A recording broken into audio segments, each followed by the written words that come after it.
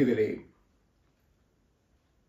സദൃശവാക്യ പുസ്തകത്തിൻ്റെ തുടർച്ചയായ പഠനത്തിൽ ഏർപ്പെട്ടിരിക്കുന്ന നാം ഇന്ന് അല്പസമയം ഒരുമിച്ച് ചിന്തിക്കുവാനായി സദൃശവാക്യങ്ങൾ 16-ാം അധ്യായം അതിൻ്റെ 10 മുതലുള്ള ചില വാക്യങ്ങളിലേക്ക് നമ്മുടെ ശ്രദ്ധയെ തിരിക്കാം.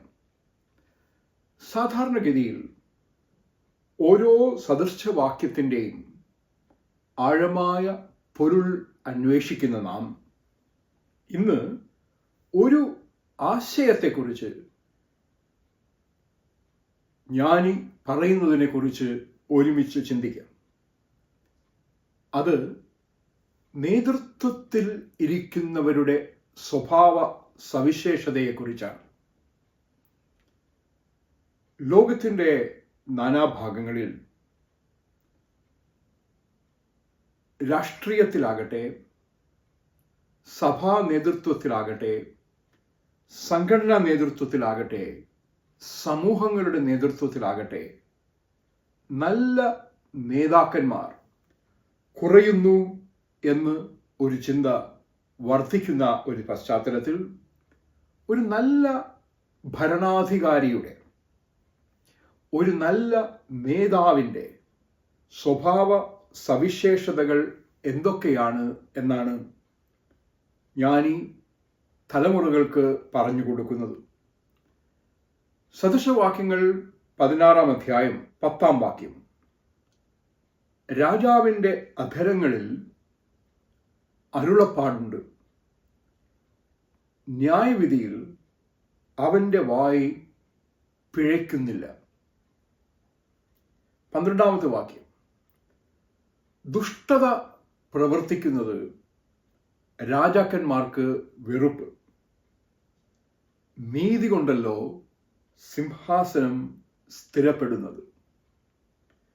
13-ാം വാക്യം: നീതിയുള്ള അധരങ്ങൾ രാജാക്കന്മാർക്ക് പ്രസാദം, നേർ പറയുന്നവനെ അവൻ സ്നേഹിക്കുന്നു.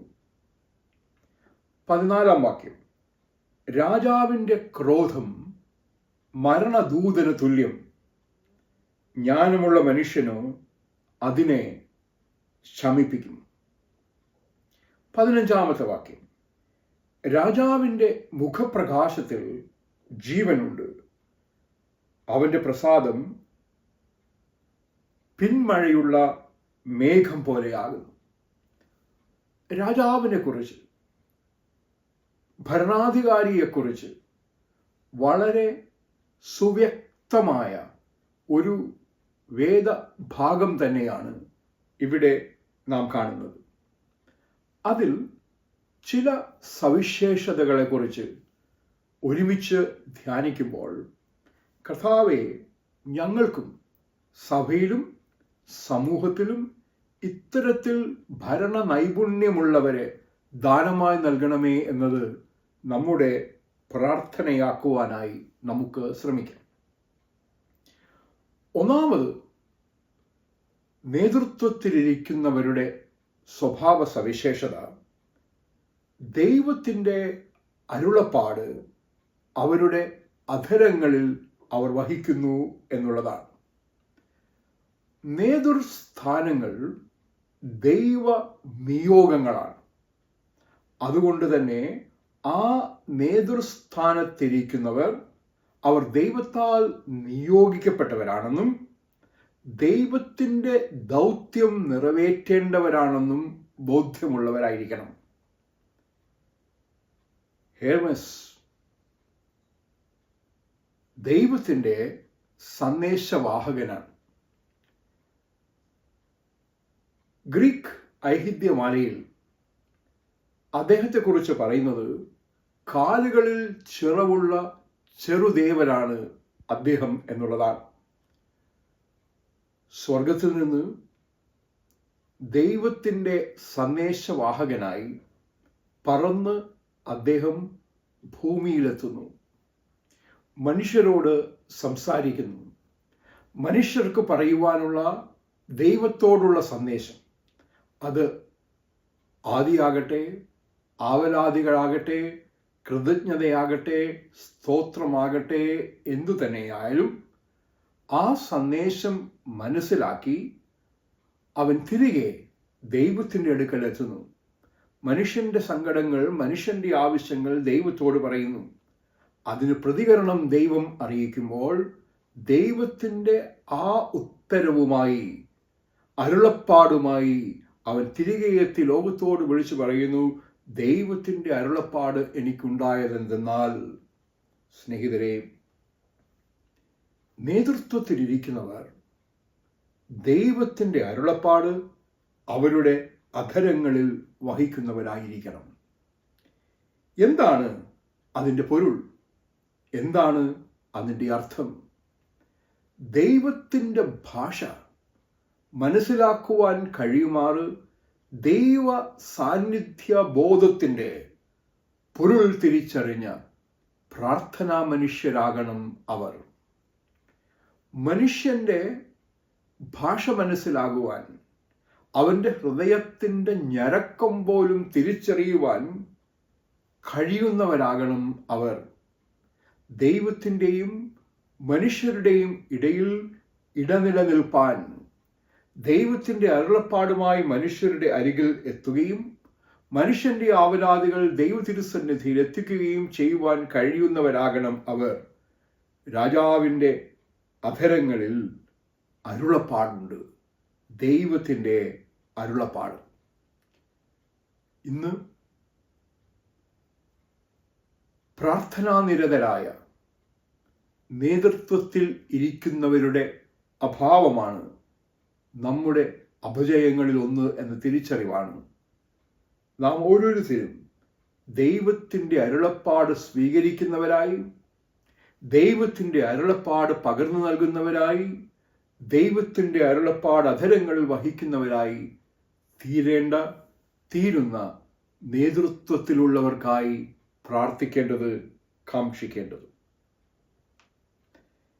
രണ്ടാമത്, രാജാവിൻ്റെ ഗുണത്തെക്കുറിച്ച്, സ്വഭാവ സവിശേഷതയെക്കുറിച്ച് 10-ാം വാക്യത്തിൽ നാം വായിച്ചത്, ന്യായവിധിയിൽ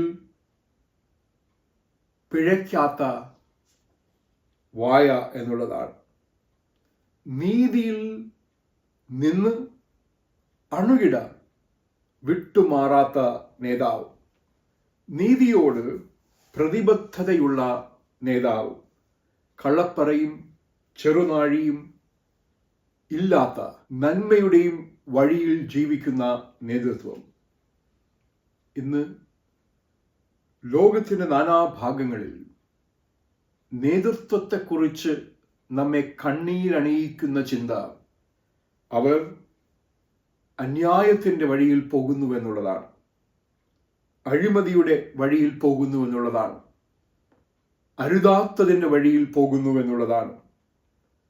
എന്നാൽ ന്യായവിധിയിൽ വായ് പിഴയ്ക്കാത്ത നേതാവ്, അതിൻ്റെ ആ 2-ാം ഭാഗം മാത്രം നാം ചിന്തിക്കുകയാണെങ്കിൽ, നാവ് പിഴച്ചു പോകുന്ന നേതാക്കന്മാരെ കുറിച്ച്, അരുതാത്തത് പറയുന്ന, അരുതാത്തത് ചെയ്യുന്ന നേതാക്കന്മാരെ കുറിച്ച് നമുക്കറിയാം. എന്നാൽ ന്യായവിധിയിൽ വായ പിഴയ്ക്കാത്ത നേതാക്കന്മാർ, അതാണ് ഇന്ന് നമുക്കെല്ലാവർക്കും ആവശ്യമായിരിക്കുന്ന യാഥാർത്ഥ്യം. മൂന്നാമത്, രാജാവിൻ്റെ ഗുണത്തെക്കുറിച്ച് രേഖപ്പെടുത്തിയിരിക്കുന്നത് 11-ാം വാക്യത്തിലാണ്. സത്യസന്ധത ആ ദേശത്തിൻ്റെ മുഖമുദ്രയായി മാറുന്നു. എവിടെ നേതൃത്വത്തിലിരിക്കുന്നവർ ഇരിക്കേണ്ടതുപോലെ ഇരിക്കുന്നുവോ അവിടെ സത്യസന്ധത നിലനിൽക്കും. അന്യായത്തിനും അഴിമതിക്കും അണുകിട അവസരം നൽകാത്ത ഇടങ്ങളിൽ സത്യം എന്നും ജയിക്കുക തന്നെ ചെയ്യും. ഒത്ത വെള്ളിക്കോലും ത്രാസും സഞ്ചിയുടെ പടിയൊക്കെയും യഹോവയുടെ പ്രവൃത്തി. അളവിലും തൂക്കത്തിലും ദൈവത്തിൻ്റെ നീതിയും ന്യായവും നിലനിൽക്കുന്ന ഒരു രാജ്യം, ആ രാജാവിൻ്റെ ഭരണത്തിൻ്റെ പ്രത്യേകതയാണ്, സവിശേഷതയാണ് എന്ന് നാം മനസ്സിലാക്കുന്നു.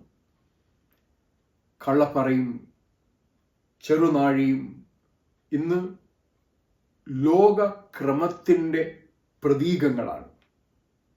ആ ഒരു പശ്ചാത്തലത്തിലാണ് സത്യസന്ധത മുഖമുദ്രയായിട്ടുള്ള ഒരു ലോകക്രമവും സത്യസന്ധത മുഖമുദ്രയായിട്ടുള്ള ഒരു നേതൃത്വ നിരയും ലോകത്തിന് ആവശ്യമായിരിക്കേണ്ടത്.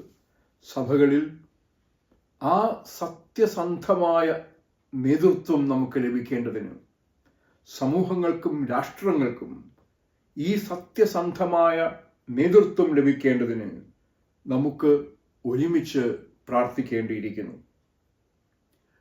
നാലാമത്തെ നേതൃഗുണത്തിൻ്റെ സവിശേഷത എന്ന് പറയുന്നത് ധാർമ്മിക മൂല്യങ്ങളിൽ അടിയുറച്ച് വിശ്വസിക്കുന്ന ഒരു രാജാവ്. ദുഷ്ടത പ്രവർത്തിക്കുന്നത് രാജാക്കന്മാർക്ക് വെറുപ്പ്.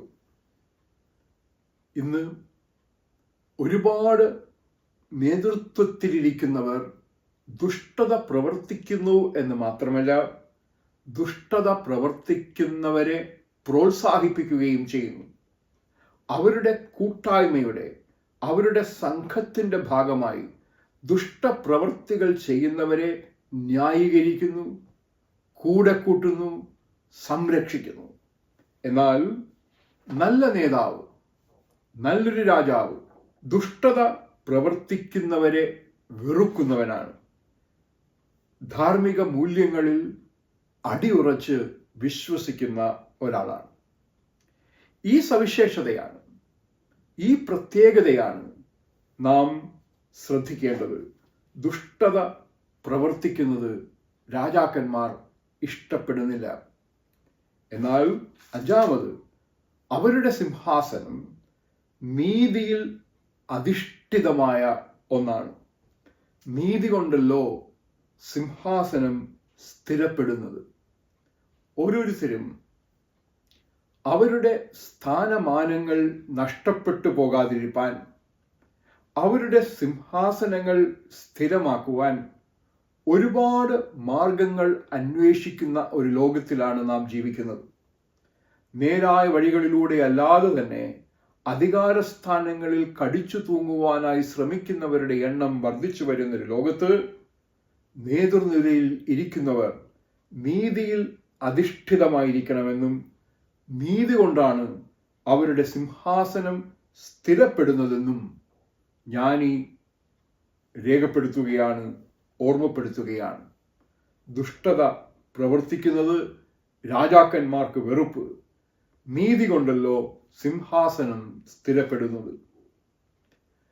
രാജാവിൻ്റെ നേതൃത്വത്തിലിരിക്കുന്നവരുടെ സവിശേഷതകളിൽ ആറാമത്തത് ശരിയായ ഉപദേശത്തിന് അവർ ചെവി നൽകുന്നു എന്നുള്ളതാണ്. 13-ാം വാക്യം ഇങ്ങനെയാണ് ആരംഭിക്കുന്നത്: നീതിയുള്ള അധരങ്ങൾ രാജാക്കന്മാർക്ക് പ്രസാദം. 2 തരത്തിൽ ഈ വാക്യം വ്യാഖ്യാനിക്കപ്പെട്ടിട്ടുണ്ട്. നീതിയുള്ള അധരങ്ങൾ ഉള്ളവരെ രാജാക്കന്മാർക്ക് ഇഷ്ടമാണ്, അവരിൽ രാജാക്കന്മാർ പ്രസാദിക്കുന്നു എന്നത്. എന്നാൽ നേരു പറയുന്നവരെ സ്നേഹിക്കുന്ന, നേരിനെ സ്നേഹിക്കുന്ന ഒരനുഭവം. മറുവശത്ത് ധൈര്യത്തോടെ നേരു പറയുവാൻ മടിയില്ലാത്ത നേതാക്കന്മാർ, സത്യം സത്യമായി തിരിച്ചറിയുവാനും സത്യം സത്യമായി വിളിച്ചോതുവാനും മടിയില്ലാത്ത നേതാക്കന്മാരെയാണ് ഇന്ന് ലോകത്തിന് ആവശ്യം. ശരിയായ ഉപദേശകർ ഏതൊരു രാജാവിൻ്റെയും ഏറ്റവും സവിശേഷമായ സമ്പത്താണ്. ഏത് സ്നിഗ്ധഘട്ടങ്ങളിലും ചെയ്യേണ്ടത് എന്താണ്, തിരഞ്ഞെടുക്കേണ്ടുന്ന വഴി ഏതാണ് എന്ന് രാജാവിന് ശരിയായ ഉപദേശം പകർന്നു നൽകേണ്ടത് ജ്ഞാനമുള്ള കൂടെയുള്ളവരാണ്. ശരിയായ ഉപദേശം കേൾക്കുമ്പോൾ ആ ഉപദേശത്തിന് ചെവി കൊടുക്കുവാൻ നേതൃത്വത്തിലുള്ളവർ തയ്യാറാകണം. നേര് പറയുന്നവരിൽ സന്തോഷം കണ്ടെത്താൻ അവർക്ക് ആകണം. നേര് പറയുന്നവരെ അവൻ സ്നേഹിക്കുന്നു എന്നാണ് ഞാൻ ഈ പറയുന്നത്. നീതിയുള്ള അധരങ്ങൾ, നേര് പറയുന്ന അധരങ്ങൾ, രണ്ട് സവിശേഷതകളാണ് നേതൃത്വത്തിലിരിക്കുന്നവർ സ്നേഹിക്കേണ്ടത്.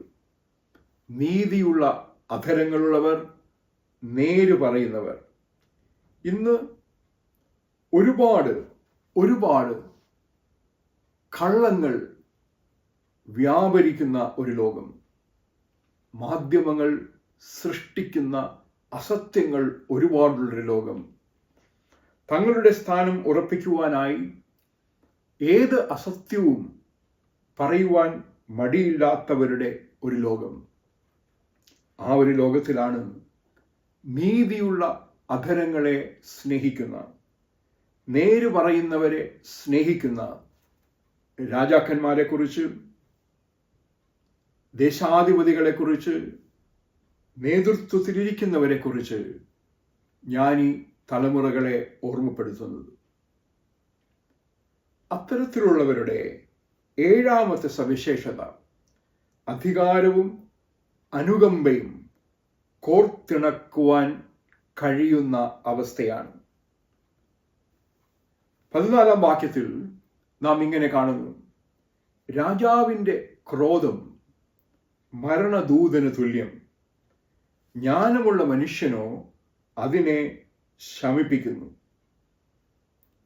ക്രോധം പലപ്പോഴും എടുത്തുചാട്ടത്തിലേക്ക് വഴിവെക്കുന്നു. അത് തെറ്റായ വിധികളിലേക്ക് വഴി നടത്തുന്നു. ഒടുവിൽ പലപ്പോഴും സത്യം തിരിച്ചറിയുമ്പോഴേക്കും താമസിച്ചു പോയിരിക്കും. തെറ്റായ തീരുമാനങ്ങൾ ജീവിതത്തിൻ്റെ തീരുമാനങ്ങളായി മാറിക്കഴിഞ്ഞിരിക്കും. ഇവിടെ ഇതാ, രാജാവിൻ്റെ ക്രോധം അത് മരണദൂതന് തുല്യമാണ്, എന്നാൽ ജ്ഞാനമുള്ള മനുഷ്യനോ ക്രോധത്തെ ശമിപ്പിക്കുന്നു എന്ന് ഓർമ്മപ്പെടുത്തുന്ന അനുഭവം. 8-ാമത്, ജ്ഞാനത്തിന് ചെവി കോർക്കുവാൻ താല്പര്യമുള്ളവനാണ് രാജാവ്. രാജാവിൻ്റെ മുഖപ്രകാശത്തിൽ ജീവനുണ്ട്. രാജാവിൻ്റെ മുഖപ്രകാശത്തിൽ ജീവനുണ്ട്. ജീവദായകം ആയ രാജാവിൻ്റെ ഇടപെടൽ, വേദനിക്കുന്നിടങ്ങളിൽ, പ്രയാസത്തിൽ ഇരിക്കുന്ന ഇടങ്ങളിൽ, കണ്ണുനീരിൻ്റെ അനുഭവത്തിലൂടെ കടന്നു പോകുന്നവരിൽ അനുകമ്പയുടെ, ആർദ്രതയുടെ അനുഭവവുമായി, മരണ നിഴലിലൂടെ കടന്നു പോകുന്നവർക്ക് പ്രകാശമായി, ജീവദായകനായി നേതൃത്വത്തിൽ ഇരിക്കുന്നവർ ഉണ്ടായിരിക്കുന്ന അനുഭവം. ജീവൻ നൽകുന്നത് സാന്ത്വനത്തിൻ്റെ സ്പർശത്തിലൂടെയാകണം. ഇന്ന് നമ്മുടെ ചുറ്റും മനസ്സ് തകർന്ന ഒരുപാട് ആളുകൾ ജീവിക്കുന്ന പശ്ചാത്തലത്തിലാണ് നാം ആയിരിക്കുന്നത്. ഹൃദയം നുറുങ്ങിയവരെ യഹോവ കരുതുന്നു എന്നത് വചനം നമ്മെ പഠിപ്പിക്കുമ്പോഴും, ആത്മനിറവിൽ യെശയ്യാ പ്രവചന പുസ്തകത്തിൻ്റെ 61-ാം അധ്യായത്തിലുള്ള നിയോഗത്തിൽ പറയുന്നത്, ഹൃദയം തകർന്നവരുടെ മുറിവ് കെട്ടുവാനായി ദൈവത്തിൻ്റെ ആത്മാവ് എന്നെ അഭിഷേകം ചെയ്തിരിക്കുന്നു എന്നുള്ളതാണ്. അന്ധകാര നിബിഡമായ ഇടങ്ങളിൽ ബന്ധിതരായി പോയിരുന്നവർക്ക് വിടുതൽ നൽകുവാനായി ദൈവം എന്നെ നിയോഗിച്ചു എന്നുള്ളതാണ്. കണ്ണുനീരിൻ്റെയും വിലാപത്തിൻ്റെയും അനുഭവങ്ങളെ നൃത്തമാക്കി മാറ്റുന്നതിനായി ദൈവം എന്നെ നിയോഗിച്ചു എന്നുള്ളതാണ്. രാജാവിൻ്റെ മുഖപ്രകാശം ജീവദായകമായി മാറുന്നത് ആ സാഹചര്യങ്ങളിലാണ്. നേതൃത്വത്തിലിരിക്കുന്നവർ, അവർ ആര് നയിക്കുന്നുവോ അവരുടെ അന്ധകാര നിബിഡമായ ജീവിത അനുഭവങ്ങളുടെ മധ്യേ പ്രകാശഗോപുരമായി വർത്തിക്കുവാൻ കഴിയുന്നവരാകണം. അവരുടെ ജീവിതത്തിൻ്റെ വ്യഥകളെയും പ്രയാസങ്ങളെയും ആകുലതകളെയും ആശങ്കകളെയും തിരിച്ചറിയുവാൻ കഴിയുന്നവരാകണം. ആ ജീവിതാവസ്ഥകൾക്ക് രൂപാന്തരം വരുത്തുവാൻ കഴിയുന്ന വിശ്വാസവും പ്രത്യാശയും ഉള്ളവരായിരിക്കണം. ദൈവത്തിന് കഴിയാത്ത കാര്യമില്ലല്ലോ എന്ന ബോധ്യത്തോടുകൂടി സാധാരണക്കാരന്റെ ജീവിതത്തിൽ ഇടപെടുവാൻ സന്നദ്ധർ ഉള്ളവരായിരിക്കണം. ആ അനുഭവത്തിലാണ് മുഖപ്രകാശം, രാജാവിൻ്റെ മുഖപ്രകാശം, അതിൽ ജീവൻ ഉണ്ട് എന്ന് പറയുന്നത്. ജീവനിഷേധത്തിൻ്റെ ഒരു പശ്ചാത്തലത്തിലാണ് നാം ജീവിക്കുന്നത്. അത് ഭീകരതയുടെ തലം മുതൽ, യുദ്ധങ്ങളുടെ തലം മുതൽ, പട്ടിണിയുടെ തലം മുതൽ, വ്യത്യസ്ത രൂപങ്ങളും ഭാവങ്ങളും അക്രമവും മരണവും ഏറ്റെടുക്കുന്ന ഒരു പശ്ചാത്തലത്തിൽ ഇവിടെ മുഖപ്രകാശം, രാജാവിൻ്റെ മുഖപ്രകാശം എന്നത് വളരെ ശ്രദ്ധേയമായ ഒരു ചിന്തയാണ്. പ്രകാശമാനമായ മുഖങ്ങളുള്ള, തേജസ്വികളായ, തേജസ് വെളിപ്പെടുത്തുന്ന എത്ര നേതാക്കന്മാർ ഇന്ന് നമുക്ക് ലഭ്യമാണ്. നിരാശയുടെ ആഴക്കയങ്ങളിൽ ആയിപ്പോയവരുടെ അരികിലെത്തി കരത്തിൽ മുറുകെ പിടിച്ച് പ്രോത്സാഹനത്തിൻ്റെ വഴിയിലൂടെ നടത്തുവാൻ കഴിയുന്ന എത്ര പേരെ നമുക്കിന്നറിയാം. ആർദ്രത ആവശ്യമായ ജീവിത പശ്ചാത്തലത്തിൽ ഉടഞ്ഞുപോയ ഹൃദയങ്ങളുമായി, വിങ്ങുന്ന മനസ്സുമായി, വേദനിക്കുന്ന, നൊമ്പരപ്പെടുത്തുന്ന ജീവിത അനുഭവങ്ങളുമായി അനേകർ നമ്മുടെ ചുറ്റും ജീവിക്കുമ്പോൾ ആ അന്ധകാരങ്ങളിലേക്ക് ഇറങ്ങിച്ചെല്ലുവാൻ, അവരുടെ ജീവിതത്തിൽ ജീവന്റെ പ്രകാശമായി മാറുവാൻ ഇന്ന് നേതൃനിരയിൽ ആയിരിക്കുന്നവർക്ക് കഴിയുന്നുവോ എന്നുള്ളത് വളരെ ശ്രദ്ധേയമായ ഒരു ചോദ്യമാണ്. അവസാനമായി, അവന്റെ പ്രസാദം പിന്മഴയുള്ള മേഘം പോലെയാകുന്നു. ദൈവത്തിൻ്റെ പ്രസാദം, രാജാവിൻ്റെ പ്രസാദം, അത് മഴ വഹിക്കുന്ന മേഘം പോലെ ഏത് ഉണങ്ങി വരണ്ട അവസ്ഥയിലൂടെ കടന്നുപോയാലും, ഏത് അനുഭവങ്ങളിലൂടെ കടന്നു ചെന്നാലും ഒരു പിന്മഴയായി, കുളിർകാറ്റായി, ആശ്വാസദായകമായി, ആശ്വാസസന്ദായകമായി, സാന്ത്വന സ്പർശമായി മാറുന്ന അനുഭവം നേതൃത്വത്തിൻ്റെ അനുഭവം. ഇന്ന് വ്യത്യസ്തങ്ങളായ ജീവിത സാഹചര്യങ്ങളിൽ അനവധി ആളുകൾ വൈകാരികമായി മരുഭൂമികളിലൂടെ യാത്ര ചെയ്യുന്നവരാണ്. ഏകാന്തതയുടെ ആഴക്കയങ്ങളിലേക്ക് വീണുപോയിട്ടുള്ളവരാണ്. അങ്ങനെയുള്ള ഒരുപാട് പേർ ജീവിക്കുന്നൊരു ലോകത്ത് അവരുടെ ജീവിതത്തിൽ പിന്മഴയായി ഇറങ്ങിച്ചെല്ലുന്ന ആ രാജാവിൻ്റെ ഇടപെടൽ, രാജാവിൻ്റെ പ്രസാദം എല്ലാ മനുഷ്യരിലും ഒരുപോലെ എത്തുന്നു എന്നുള്ളതാണ് മഴയുടെ പ്രത്യേകത. എല്ലാവരുടെ ജീവിതങ്ങളിലേക്കും ഒരുപോലെ എത്തുന്ന രാജപ്രസാദമാണ് നാം ശ്രദ്ധിക്കുന്ന നേതൃത്വ സവിശേഷതകളിൽ മറ്റൊന്ന്. ഇന്ന് നമ്മുടെ പ്രാർത്ഥന, ദൈവമേ, ഞങ്ങളുടെ സഭകളിൽ ഞങ്ങൾക്ക് ജ്ഞാനമുള്ള നേതൃനിരയെ വേണം, ദൈവാശ്രയമുള്ള നേതൃനിരയെ വേണം, ദൈവത്തിൻ്റെ അരുളപ്പാടുള്ള നേതൃനിരയെ വേണം. അങ്ങിൽ നിന്ന് കേട്ട് ഞങ്ങൾക്ക് പറഞ്ഞു തരുവാൻ ദൈവ സന്ദേശവാഹകരായി ഞങ്ങൾക്ക് നല്ല നേതാക്കന്മാർ ആവശ്യമാണ്. സമൂഹങ്ങളിൽ ഞങ്ങൾ ഇറങ്ങിച്ചെല്ലുമ്പോൾ വായ് പിഴച്ചു പോകാത്ത നേതാക്കന്മാർ, ന്യായവിധിയിൽ പിഴവ് വരുത്താത്തവർ, ശരിയായ തീരുമാനങ്ങൾ ജനങ്ങൾക്ക് ജനപക്ഷത്ത് നിന്നുകൊണ്ട് എടുക്കുവാനായി കഴിയുന്ന നേതാക്കന്മാർ. അവർ സ്വാർത്ഥ ലാഭത്തിനു വേണ്ടി പ്രകൃതിയെ ചൂഷണം ചെയ്യുന്നവരാകരുത്. അവർ സ്വാർത്ഥ ലാഭത്തിനു വേണ്ടി ജനിക്കുവാനിരിക്കുന്ന തലമുറകളെ മറന്നുപോകുന്നവരാകരുത്. അവർ സ്വാർത്ഥ താല്പര്യത്തിനു വേണ്ടി നൈതികതയെയും ധാർമ്മികതയെയും മാറ്റിവെക്കുന്നവരാകരുത്. ന്യായവിധിയിൽ അവൻ്റെ വായ് പിഴയ്ക്കരുത്.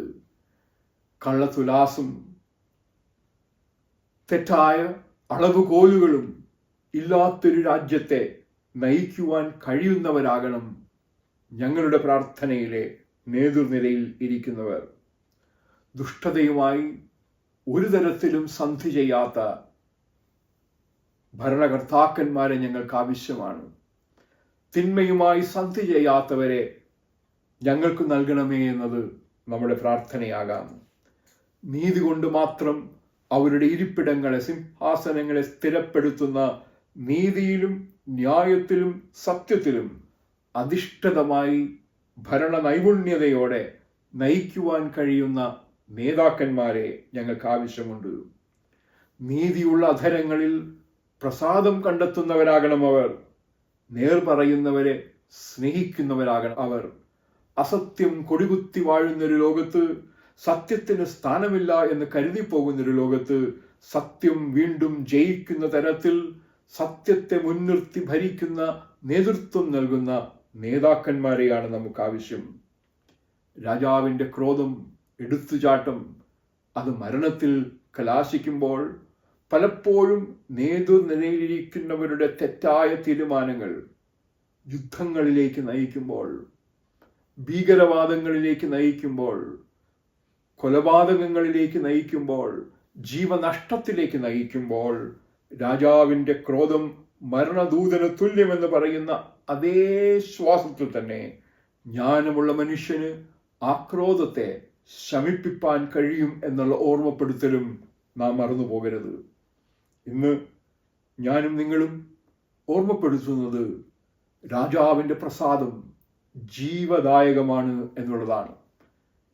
അന്ധകാരത്തിലും മരണനിഴലിലും ജീവിക്കുന്ന ഒരുപാട് ആളുകൾ, ഉദരങ്ങളിലായിരിക്കുന്ന ശിശുക്കൾ മുതൽ ജീവിതത്തിൻ്റെ എല്ലാ തലങ്ങളിലും പ്രയാസങ്ങളിൽ ജീവിക്കുന്നവർ, ശാരീരിക വൈകാരിക പ്രയാസങ്ങളുള്ളവർ, പരിമിതികളുള്ളവർ, അസ്തിത്വത്തെക്കുറിച്ച് ചോദ്യങ്ങളുള്ളവർ, പിരിമുറുക്കങ്ങളുടെ മധ്യേ ജീവിക്കുന്നവർ, അന്ധകാരത്തിൻ്റെ ഒരുപാട് സ്വാധീനങ്ങളുടെ മധ്യേ മുഖപ്രകാശമായി അവരുടെ മധ്യേ വർത്തിച്ച് ജീവദായക ഇടപെടൽ നടത്തുവാൻ കഴിയുന്ന നേതാക്കന്മാർ, മരണത്തിൽ നിന്ന് ജീവനിലേക്ക്, നിത്യജീവനിലേക്ക് വഴി നടത്തുവാൻ കഴിയുന്ന നേതാക്കന്മാർ, അവരെയാണ് നമുക്കാവശ്യം. അതാകണം നമ്മുടെ പ്രാർത്ഥന. മുഖപ്രകാശത്തിൽ ജീവൻ മാത്രമല്ല, ആ മുഖപ്രകാശം പിന്മഴയുള്ള മേഘം പോലെ ഏത് മരുഭൂപ്രയാണത്തെയും സാന്ത്വനിപ്പിക്കുവാൻ കഴിയുന്ന, ഏത് വൈകാരിക പ്രതിസന്ധികളെയും കുളിർകാറ്റായി വന്ന് സാന്ത്വനിപ്പിക്കുവാൻ കഴിയുന്ന ഇടപെടലുകളുടെ ഉപാധിയാകണം നല്ല നേതാക്കന്മാർ. പ്രിയരെ, ഒരു നല്ല രാജാവിൻ്റെ സവിശേഷതകൾ എന്തെല്ലാമാണെന്ന് ജ്ഞാനി തലമുറകൾക്ക് പറഞ്ഞു കൊടുത്ത ഈ വേദഭാഗം, സദൃശവാക്യങ്ങൾ 16-ാം അധ്യായം 10 മുതൽ 15 വരെയുള്ള വാക്യങ്ങൾ. കർത്താവേ, അത്തരത്തിലുള്ള ഭരണ നൈപുണ്യമുള്ള നേതാക്കന്മാരെ സഭയ്ക്ക് നൽകണമേ, സമൂഹത്തിന് നൽകണമേ, ഞങ്ങൾക്ക് നൽകണമേ എന്നത് ഇന്ന് നമ്മുടെ പ്രാർത്ഥനയാക്കാം. അത്തരത്തിലുള്ള നേതാക്കന്മാരെ, ഭരണ നൈപുണ്യമുള്ള ഭരണകർത്താക്കന്മാരെ ദൈവം നമുക്കായി ഉയർത്തട്ടെ എന്ന് പ്രാർത്ഥിച്ച് ആശംസിച്ച്, ദൈവത്തിൻ്റെ ആത്മാവേ, ഈ വേദഭാഗത്തിൻ്റെ ഇതിലും ആഴമായ പൊരുൾ ഗ്രഹിപ്പാൻ ഞങ്ങളെ സഹായിക്കണമേ എന്ന പ്രാർത്ഥനയോടെ നമുക്കായിരിക്കാം. ദൈവം നമ്മെ അനുഗ്രഹിക്കട്ടെ.